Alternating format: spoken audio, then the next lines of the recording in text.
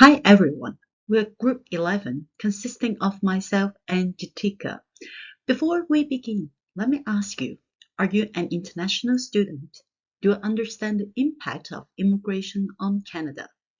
In our presentation, we will explore the impact of immigration on the labor market in Canada using visualizations to analyze relevant data. Our agenda is as follows. First, highlight the problem statement. Second, discuss the data sets we use and their sources.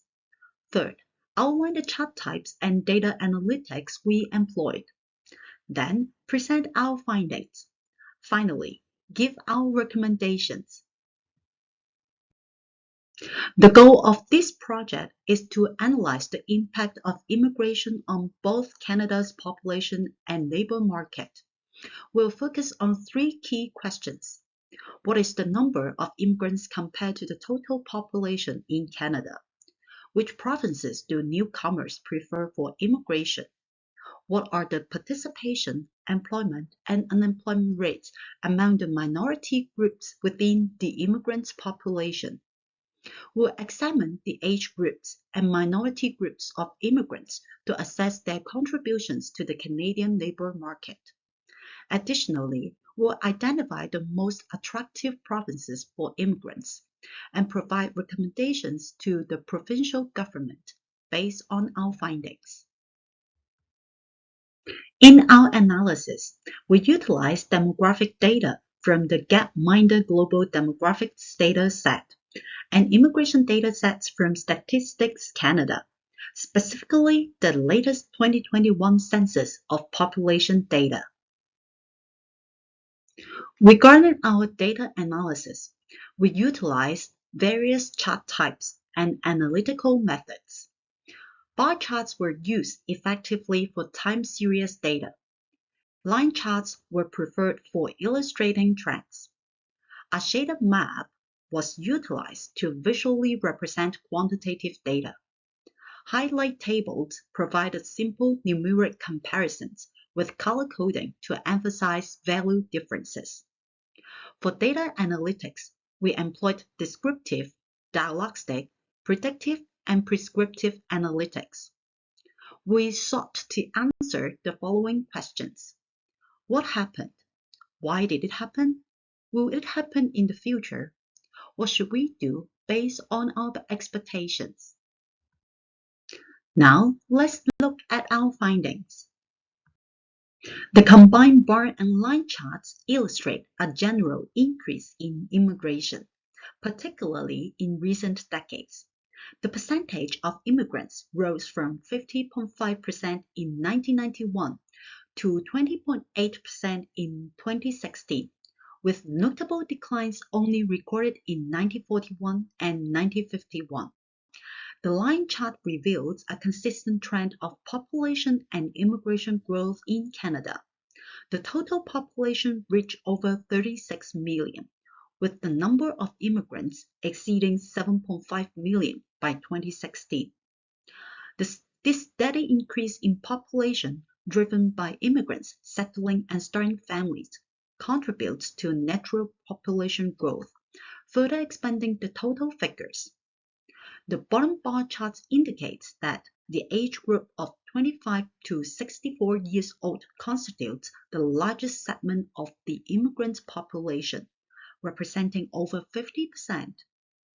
This suggests that many immigrants are in their prime working years, which is crucial for labor market and economic contributions. While we anticipate continued growth in the number of immigrants, it's important to note that starting in 2025, Canada will regulate temporary residents, including international students and temporary foreign workers. The net non-permanent resident population is projected to decline over the next 2 years to stabilize long-term population growth for economic success. The shaded map and the bar chart highlight that Ontario, British Columbia, and Quebec are the top three provinces attracting immigrants.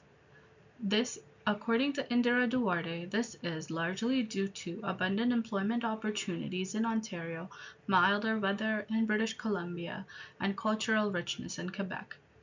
However, while Ontario and British Columbia remain popular destinations, the number of immigrants moving to these provinces is decreasing in the recent years.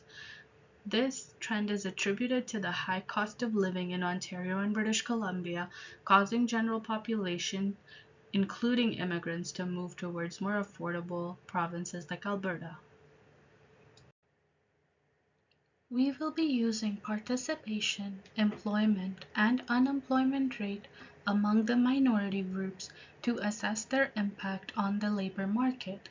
First, let's discuss the definition of these rates. Participation rate is the number of people that are employed or actively looking for work.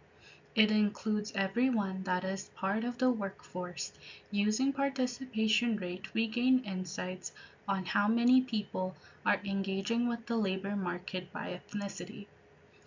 Employment rate measures people who are above the age of 18 that are actually employed. Employment rate highlights actual job holding capacity of the people. Unemployment rate is the percentage of workforce that is unemployed and actively seeking work. It is a subset of participation rate and shows how many unemployed people are struggling to find work.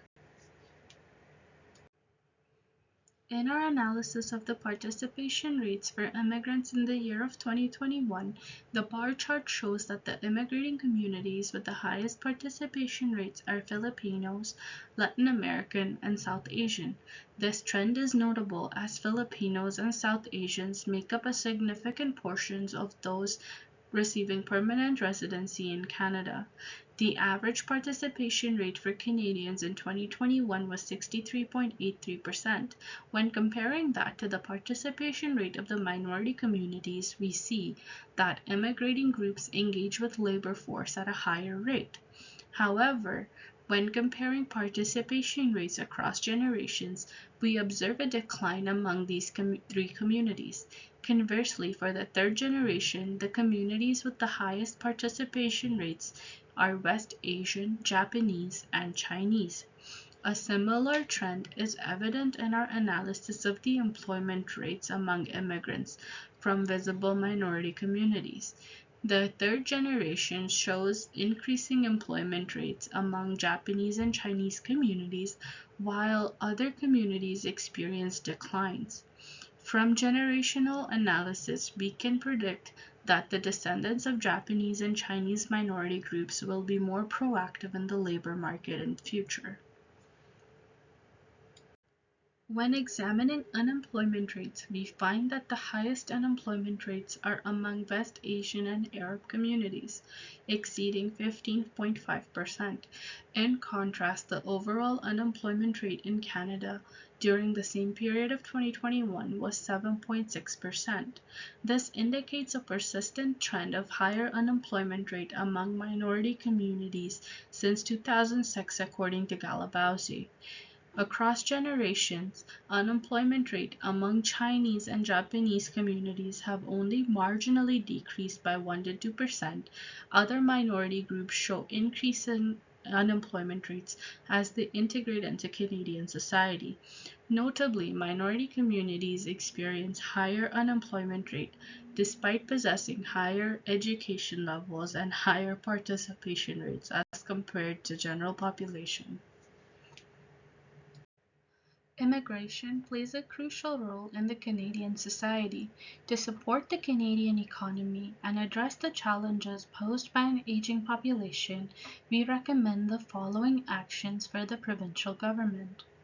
Our first recommendation is to provide financial aid, mentorship, and culturally sensitive training initiatives.